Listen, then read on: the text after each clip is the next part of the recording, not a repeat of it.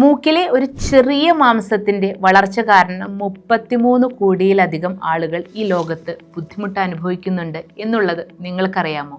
മൂക്കിലുള്ള ഒരു മാംസ വളർച്ചയാണ് മൂക്കില ദശ എന്ന് പറയുന്നത്. മൂക്കില ദശ വരുന്ന സമയത്ത് മൂക്കിലൂടെ ശ്വാസമെടുക്കാൻ ബുദ്ധിമുട്ട് വരികയും വായിലൂടെ ശ്വാസം എടുക്കുകയും പൊടിപടലങ്ങളും കീടാണുക്കളും മറ്റും നമ്മുടെ ശ്വാസനാളത്തിലേക്ക് ചെന്ന് വിട്ടുമാറാത്ത ചുമയും ആസ്മാറ്റിക് ഇഷ്യൂസും എല്ലാം വരികയാണ് ചെയ്യുന്നത്. എപ്പോഴും നമുക്ക് ഇത്തരത്തിലുള്ള ബുദ്ധിമുട്ടുകൾ എല്ലാം ഉണ്ടാവുകയാണെങ്കിൽ അതിനുള്ള കാരണം മൂക്കില ദശയാണെന്ന് പല ആളുകൾക്കും മനസ്സിലാവുന്നില്ല. ഇനി നിങ്ങൾക്ക് മൂക്കില ദശയുണ്ടെങ്കിൽ അതിനെക്കുറിച്ച് ആലോചിച്ച് ടെൻഷൻ അടിക്കേണ്ട ആവശ്യമൊന്നുമില്ല. ഒരൊറ്റ മിനിറ്റ് നേരത്തെ ഒരു ട്രീറ്റ്മെൻ്റ് ഉണ്ട്. നമ്മുടെ ഹോസ്പിറ്റലിൽ ചെയ്യുന്ന ക്ഷാരകർമ്മം എന്ന ചികിത്സയിലൂടെ നമ്മുടെ മൂക്കിലുള്ള ദശ പെട്ടെന്ന് തന്നെ ചുരുങ്ങി പോകാനായിട്ട് നല്ലതാണ്.